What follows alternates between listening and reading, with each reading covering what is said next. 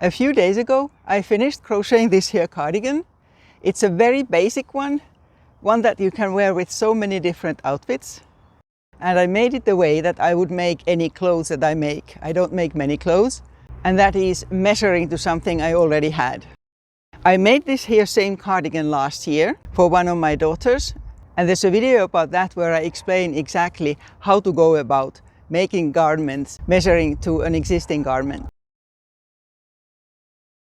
This has a very simple construction. The main body is all one piece, and then the sleeves have been added. It would be very easy to make changes to this, like for instance have it shorter or longer, or for instance have the neckline more closed in or further down. And it has buttons so you can close it. You can make one in many different types of fibers. This here is 100% superwash wool, so it's very warm. But if you made one in cotton, for instance, then it would be more for the summer. The stitch is one that I really enjoy using, extended single crochet. This is how it looks like close by. And since it's just basically single crochet, it's also very easy.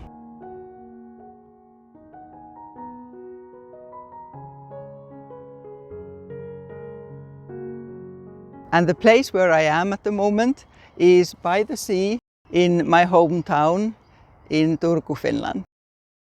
Here's the cardigan before I attach the sleeves. I have 3 rows of single crochets at the neckline, but you could have more. Here the shoulder seams have already been sewn. The sleeves are slightly fitted. The button band is also in single crochets. This is the shape of the sleeve, and the sleeve is attached like this here.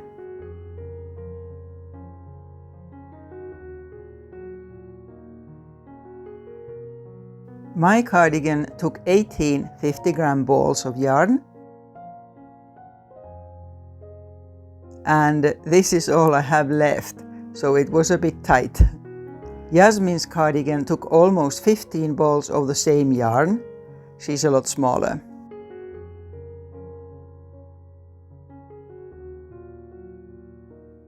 The full tutorial for the cardigan is on this other video.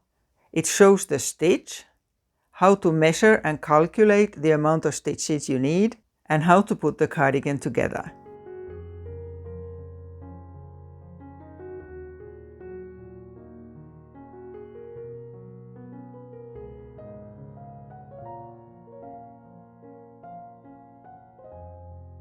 I blocked Yasmin's cardigan by fully wetting it after it was finished, but with mine I covered each part with a very wet towel and let it dry. This also worked well, since it's wool.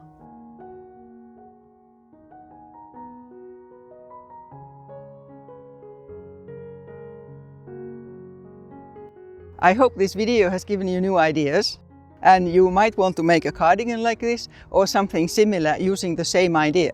Until next time!